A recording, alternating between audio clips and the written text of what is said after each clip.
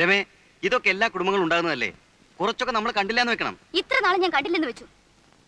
എനിക്കിവിടെ ഉറക്കൊന്ന് ചിരിക്കാൻ പാടില്ല, പുറത്താരോട് മിണ്ടാൻ പാടില്ല. ഇന്നലെ ഫ്രിഡ്ജ് തുറന്നപ്പോ പറയാ അറിയാൻ വയ്യാത്തവരൊന്നും തുടണ്ടാന്ന്. എന്താ ഞാനിതൊന്നും കണ്ടിട്ടില്ലേ? അമ്മയുടെ സ്വഭാവം അതാണെന്ന് വെച്ച് അതങ്ങോട്ട് സഹിക്കുക. വേണ്ട, ഞാൻ ഇവിടുന്ന് വലിഞ്ഞേറി വന്നൊന്നുമല്ലല്ലോ. എനിക്കും വീട്ടുകാരൊക്കെ ഉണ്ട്. പക്ഷെ എനിക്ക് എന്റെ അമ്മ മാത്രമേ ഉള്ളൂ. അമ്മയാണ് എന്നെ വളർത്തി ഇതുവരെ ആക്കിയത്. നീ വന്നെന്ന് കരുതി അമ്മയെ പിടിച്ച് പുറത്താക്കാനൊന്നും എനിക്ക് പറ്റില്ല. വേണ്ട, ഞാൻ പുറത്തു പോയേക്കാം. അതാണല്ലോ ആവശ്യം. ഇവിടെ കാലുകുത്തി അന്ന് മുതൽ കേട്ട് തുടങ്ങിയത് ഓരോ കുത്തുവാക്കൾ. അമ്മായിമ്മ പോരെന്നൊക്കെ കേട്ടിട്ടുണ്ട്, പക്ഷെ ഇങ്ങനെ ഒരു പോര് ഞാൻ കണ്ടിട്ടില്ല. കൂടുതൽ സംസാരിക്കണ്ട. ഇന്നലെ കയറി വന്ന നീ ഇവിടെ ഭരിക്കാന്ന് വിചാരിക്കണ്ട. ആരെന്ത് കുറ്റം പറഞ്ഞാലും എന്റെ അമ്മ എനിക്ക് വലുതാ. അത് കഴിഞ്ഞിട്ടേ ഉള്ളൂ നീ.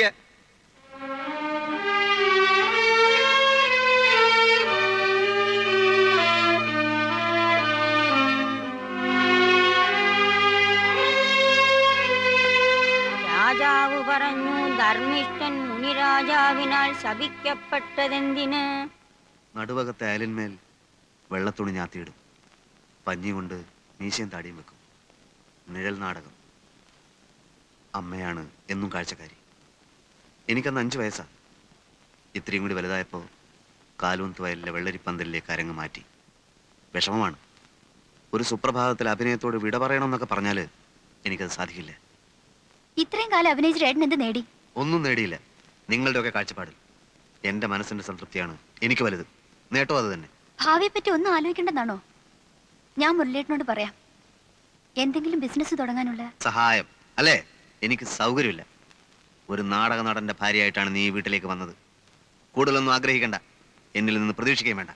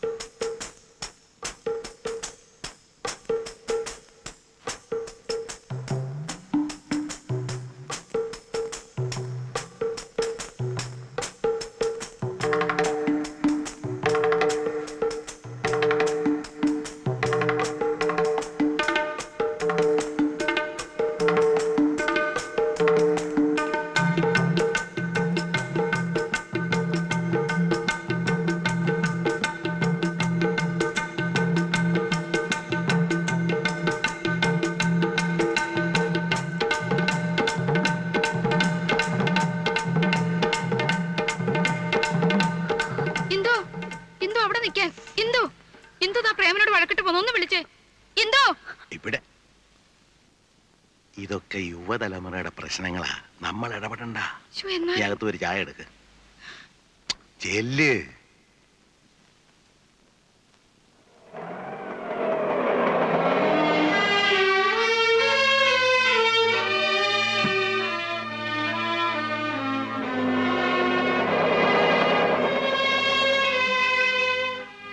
എന്താ മോളെ ഒറ്റയ്ക്ക്? അങ്ങനെ തോറ്റു കൊടുക്കാനൊന്നും എന്നെ കിട്ടില്ല. ഞാനങ്ങോട്ട് വലിഞ്ഞേറി ചെന്നൊന്നല്ലോ. എന്നെ എന്റെ വീട്ടുകാരും കൊച്ചാക്കാൻ ആ തള്ളയുടെ ഭാവം. അതിന് വേറെ ആളെ നോക്കണം. ഞാൻ പറഞ്ഞു ചോദിക്കാനും പറയുന്നത് എനിക്കും ആളുണ്ട്, കയറി കിടക്കാൻ സ്ഥലമുണ്ടെന്ന്. അമ്മയ്ക്ക് മോനും വരച്ച വരയിൽ നിർത്താൻ എന്നെ പോലുള്ള പെമ്പിളേരെ ഇന്നത്തെ കാലത്ത് കിട്ടില്ല.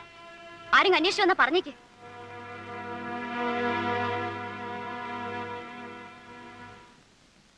ഇതെന്താ? ഇതും യുവതലമുറയുടെ പ്രശ്നമാ, നമ്മൾ ഇടപെടണ്ട. പറ്റോ?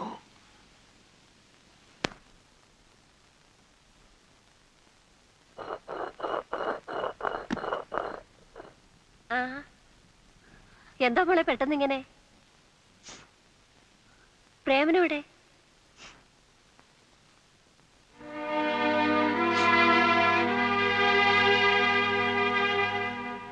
എന്താ വഴക്കിട്ട് വന്നിരിക്കുകയാണോ? ആ വീട്ടിൽ എന്റെ ആവശ്യമില്ലെന്ന് തോന്നി. എന്ത് പ്രശ്നമുണ്ടെങ്കിലും പ്രേമനോട് പറഞ്ഞാ പോരെ? പ്രശ്നം തന്നെ പ്രേമേട്ടനാണെങ്കിലോ? അപ്പൊ പിന്നെ ഉത്തരവാദപ്പെട്ട മറ്റുള്ളവരോട് പറയണം. അതുകൊണ്ട് എങ്ങോട്ട് പോന്നെ? അയ്യോ, അതിന് ഇങ്ങോട്ടാണോ പോരേണ്ടത്? കല്യാണം കഴിഞ്ഞാൽ ഭർത്താവിന്റെ വീടാണ് പെൺകുട്ടികളുടെ വീട്. ഭർത്താവിന്റെ അച്ഛനും അമ്മയും കഴിഞ്ഞ് മറ്റുള്ളവർക്ക് സ്ഥാനമുള്ളൂ. എന്തെങ്കിലും ഉണ്ടെങ്കിൽ അവരോടാണ് പറയേണ്ടത്, അവരെയാണ് അനുസരിക്കേണ്ടത്. അപ്പൊ കല്യാണം കഴിച്ച് അയച്ചു കഴിഞ്ഞാൽ നിങ്ങളുടെ എല്ലാ കടമയും തീർന്നോ? തീർന്നു എന്ന് തന്നെ പറയേണ്ടി വരും. മുരളി, അമ്മ ഒന്നും പറയണ്ട. ഇവൾക്ക് മാത്രമല്ല പല പെൺകുട്ടികൾക്കുള്ള അസുഖമാണ്. എന്തെങ്കിലും നിസ്സാര കാര്യത്തിന് ഭർത്താവുമായി പിണങ്ങുക, ആ വീട്ടുകാരായിട്ട് വഴക്കുണ്ടാക്കുക, എന്നിട്ട് പെട്ടിയും തൂക്കി നേരെയും പോരുക. സ്വന്തം വീടും ആങ്ങളമാരും ഒക്കെ ഉണ്ടല്ലോ എന്നുള്ള അഹങ്കാരമാണ്. അതിന് വളം വെച്ചു കൊടുത്താൽ പിന്നെ കൂടുതൽ ദുഃഖിക്കേണ്ടി വരും. എന്തു പ്രശ്നങ്ങളില്ലാത്ത കുടുംബങ്ങളില്ല. കുറേയൊക്കെ അഡ്ജസ്റ്റ് ചെയ്യണം എല്ലാവരും. തൊട്ടതിനെ പിടിച്ചതിനൊക്കെ ഫീൽ ചെയ്യാൻ തുടങ്ങിയാൽ പിന്നെ അതിനെ നേരം ഉണ്ടാവും. എന്തൊക്കെ എന്നെ പറഞ്ഞെന്ന് അമ്മയ്ക്കറിയോ? അതൊന്നും അമ്മ അറിയേണ്ട കാര്യമല്ല. പ്രേമനെ അവന്റെ കുടുംബത്തിനെ ഞങ്ങൾ അറിയാത്തൊന്നും അല്ലല്ലോ. വെറുതെ ചീപ്പ് സെന്റിമെന്റ്സുകൾക്ക് സമയം കളയാതെ എന്റെ മോള് പോവാൻ നോക്ക്. ചേട്ടൻ ഇത്രയ്ക്ക് സ്നേഹമില്ലാത്തവനാണെന്ന് ഞാൻ മനസ്സിലാക്കിയിരുന്നില്ല. ഇപ്പൊ മനസ്സിലായല്ലോ. നേരം കളയാച്ചല്ലേ. ഏതായാലും വന്ന നിലയ്ക്ക് മോൾ എന്തെങ്കിലും കഴിച്ചിട്ട് പോയാ മതി. അമ്മ അതിനൊക്കെ ഇനിയും നേരമുണ്ടല്ലോ. അവള് പോയാലും ഇടയ്ക്ക് പ്രേമനായിട്ട് ഇങ്ങോട്ട് വരികയൊക്കെ ചെയ്യും. വാ, ഞാൻ നിന്നെ വീട് വരെ കൊണ്ടാക്കാം. വാ. അങ്ങനെ എനിക്ക് വേണ്ടി ബുദ്ധിമുട്ടൊന്നുമില്ല. ഇവിടം വരെ വന്ന എനിക്ക് തിരിച്ചു പോകാനുള്ള വഴിയും അറിയാം. മോളെ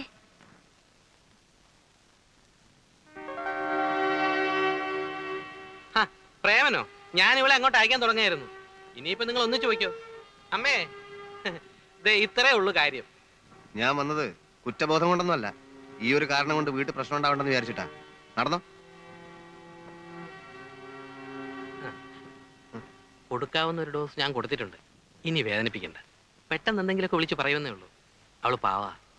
ശരി, എന്നാ അങ്ങനെ ആവട്ടെ. അവൾക്ക് വല്ലാത്ത വിഷമായിട്ടുണ്ടാവും. കൂടുതൽ വിഷമങ്ങൾ ഉണ്ടാവാതിരിക്കാൻ ഈ ഒരു വിഷമം നല്ലതാണ്. മോളെ, ഇനി അമ്മ ഒരു കാര്യം പറയട്ടെ. എന്തായാലും കഴിഞ്ഞതൊക്കെ കഴിഞ്ഞു. കുറച്ചൊക്കെ നമ്മൾ ക്ഷമിച്ചേ പറ്റൂ. അവർക്കും വിഷമം തോന്നുന്നുണ്ടാവും. അതുകൊണ്ട് നാളെ രാവിലെ തന്നെ മോള് തിരിച്ചു പോണം. വേണമെങ്കിൽ അമ്മ കൊണ്ടുപോയാക്കാം. വേണ്ട വേണ്ട. പിന്നെ എനിക്ക് അവിടെ ഒരു വാക്കും മിണ്ടാൻ പറ്റില്ല. അവരെന്ത് പറഞ്ഞാലും ഞാൻ കേട്ടോളുന്ന അവരുടെ ധാരണ. അതൊന്ന് മാറട്ടെ. പ്രേമേട്ടൻ ഇന്ദുവിനെ വിളിച്ചോണ്ട് വന്നില്ലേ, അതുപോലെ ശിവൻചേട്ടൻ വരട്ടെ എന്നെ കൊണ്ടുപോവാൻ. പെൺകുട്ടികൾക്ക് ഇത്ര വാശി പാടില്ല. വേറെ ആരും അല്ലല്ലോ. നിന്റെ ഭർത്താവും അവന്റെ അമ്മയല്ലേ. അമ്മേ, പണ്ടത്തെ അമ്മായിയമ്മ പോരൊക്കെ ഇന്നത്തെ പെൺകുട്ടികളുടെ അടുത്ത് കാണിച്ചത് നടക്കുവോ? നിന്നെ പോലെ വാശി ശിവനും കാണുമല്ലോ. അവൻ വന്നില്ലെങ്കിലോ? വന്നില്ലെങ്കിൽ ഞാൻ ഇവിടെ തന്നെ താമസിക്കും. അതിനാരും പേടിക്കണ്ടല്ലോ.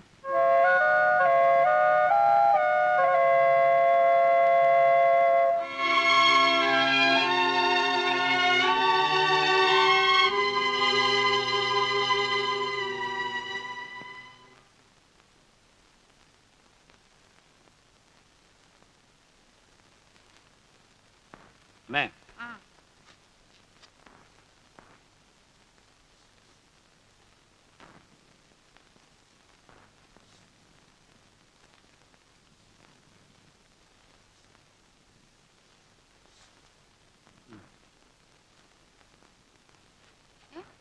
ഇത് 500 രൂപയല്ലേ ഉള്ളൂ? അതെ. എല്ലാ മാസം 1000 രൂപയല്ലേ നീ തരാറ്? അത് ഞങ്ങൾ രണ്ടുപേരുള്ളപ്പോഴല്ലേ. ഇപ്പൊ ഗീതയില്ലല്ലോ. നിന്റെ കാശും കൂടെ പ്രതീക്ഷിച്ചുകൊണ്ട് ഇവിടുത്തെ ചെലവൊക്കെ നടക്കുന്നതെന്ന് നിനക്കറിയില്ലേ ഉണ്ണിയെ? അറിയാം. അതുകൊണ്ടാണല്ലോ എന്റെ ചിലയിൽ 500 രൂപ തന്നത്. ഇങ്ങനൊക്കെ കണക്ക് പറയാൻ പാടുണ്ടോ?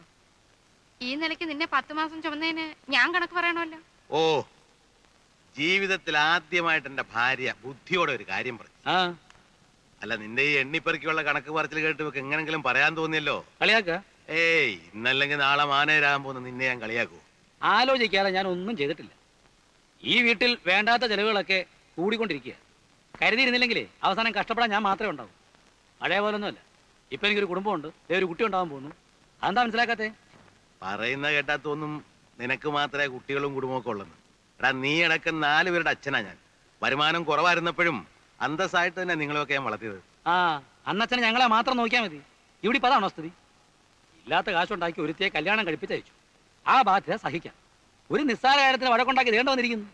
സൽക്കരിക്കാൻ നിങ്ങൾ കുറെ ആൾക്കാർ. എന്റെ കാര്യം ആലോചിച്ച് ആരും വിഷമിക്കണ്ട. ആർക്കും ഒരു ഭാരമായിട്ട് ഒരു നിമിഷം പോലും ഞാൻ ഇവിടെ നിൽക്കില്ല. അറിയാൻ വേണ്ടി നീ തന്റെ കാര്യമാണെന്ന് അറിയാം. എന്ത് ചെയ്യാനും നീ മടിക്കില്ല. ഉണ്ണി, നീ ഒന്നും മിണ്ടാണ്ടിരിക്കൂ. അപ്പുറത്തും ഇപ്പുറത്തൊക്കെ ആൾക്കാരുള്ളതാ. ഞാനൊന്നുറക്കെ സംസാരിച്ചാൽ നിങ്ങൾ കുറച്ചിലാണല്ലേ. ഇവിടെ വന്നു കയറി ഒരുത്തി പെട്ടിയും തൂക്കി ഈ പടി കടന്നാണല്ലോ പുറത്തേക്ക് പോയത്. അപ്പൊ നിങ്ങൾ കുറച്ചിലുണ്ടായില്ല. ഉണ്ണി, രമയെ പറ്റി നിനക്ക് പറയാം. അവള് നിന്റെ പെങ്ങളാ. പക്ഷെ നിന്റെ അനിയന്റെ ഭാര്യയെ കുറിച്ച് പറയാൻ നിനക്ക് അവകാശമില്ല. അതും അവനോട് ഇല്ലാത്തപ്പോ. ആ, അവൻ എന്നേക്കാൾ യോഗ്യനാണ്. 1800 രൂപ ശമ്പളം വാങ്ങിക്കുന്ന ഞാനോ മാസാമാസം 500 രൂപ തികച്ച് കയ്യിൽ വാങ്ങിക്കാത്ത പ്രേമനോ വലുത്? 1800 രൂപ ശമ്പളം വാങ്ങുന്ന നീ വീട്ടിൽ അവന് 500 രൂപ തരുന്നു. അതും കണക്ക് പറഞ്ഞുകൊണ്ട്. മാസം 500 രൂപ തികച്ച് കൈ മേടിക്കാത്ത പ്രേമം കിട്ടുന്ന മുഴുവൻ തരുന്നു. രണ്ടും തമ്മിൽ വ്യത്യാസമുണ്ട് മോനെ. എന്റെ നോട്ടത്തിൽ അവൻ തന്നെയാണ് വലുത്. നിന്നെ ഞാൻ വളർത്തി പഠിപ്പിച്ച് ഈ നിലയിലാക്കിയത് എന്റെ തെറ്റ്. പഠിപ്പിച്ച് വലുതാക്കിയ കാര്യമൊന്നും പറയണ്ട. ഞാൻ കഷ്ടപ്പെട്ട് പഠിച്ചതുകൊണ്ട് ഡിഗ്രി എടുത്തു. ഉണ്ടല്ലോ 2 വേറെ. ഒരുത്തൻ നാടകം കളിച്ച് നടക്കുന്നു. ഇനി ഒരുത്തൻ 10ാം ക്ലാസ്സിൽ വർഷങ്ങളായിട്ട് കുത്തുന്നു. കടന്നോ? മതി, നിർത്ത്. നീ മിടുക്കൻ. നീ 1000-ന് വരെ 500 രൂപ അവൻ 10ാം ക്ലാസ് കിടക്കുവോ? പ്രേമന് വരുമാനം കൂടുവോ? പിണങ്ങി വന്ന് നിന്റെ പെങ്ങളെ തിരിച്ചു പോവോ? വേണ്ട, നിന്റെ സഹായം ഇല്ലെങ്കിൽ നിനക്കും കൂടെ ചോറ് തരാൻ നിന്നെ കൊണ്ട് കഴിയും. ഡേ, ആ രൂപ അങ്ങ് തിരിച്ചു കൊടുത്തേ. കൊടുക്കാൻ. ദാ, കൊണ്ടുപോ. ഇനി നിന്റെ ഒറ്റ പൈസ അവിടെ തന്നു പോരുത്.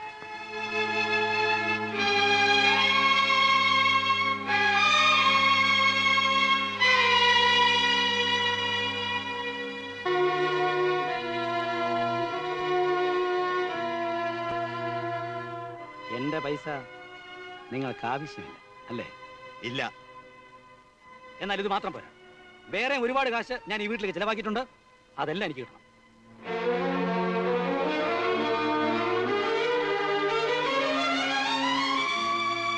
എന്നെ ആദ്യമായിട്ട് അച്ഛാന്ന് വിളിച്ചത് നീയാ. ആദ്യത്തെ സന്താനം എന്ന് പറഞ്ഞ് നിന്നെ ഞാൻ ഒരുപാട് ലാളിച്ചിട്ടുണ്ട്. ഈ തോളിലിരുത്തിയ നിന്നെ സ്കൂളിൽ കൊണ്ടാക്കുകയും തിരിച്ചു കൊണ്ടുവന്നതും ബുദ്ധിമുട്ടുകൾ അറിയിക്കാതെ നീ ആഗ്രഹിച്ച എന്തും വാങ്ങി തന്ന് നിന്നെ വളർത്തി വലുതാക്കിയ ഞാനോടാ. എനിക്കൊന്നും അറിയണ്ട. ബികോം ഡിഗ്രി ആയിട്ട് അലഞ്ഞു നടക്കുമ്പോൾ നിനക്കൊരു ജോലി വാങ്ങി തരാൻ വേണ്ടി ഞാൻ മുട്ടാത്ത വാതിലുകളില്ല. എത്ര പേരുടെ കൈയും കാലും പിടിച്ചാണ് നിനക്ക് ഈ ജോലി വാങ്ങി തന്നെന്ന് അറിയാവോടാ? എനിക്കൊന്നും അറിയണ്ടെന്ന് പറഞ്ഞില്ലേ? നിനക്കൊന്നും അറിയണ്ടല്ലേടാ. വേണ്ട. എങ്കിൽ ഇങ്ങനെ ഒരു മകനെ എനിക്ക് ആവശ്യമില്ല. ഇറങ്ങിപ്പോടാ നിന്ന്.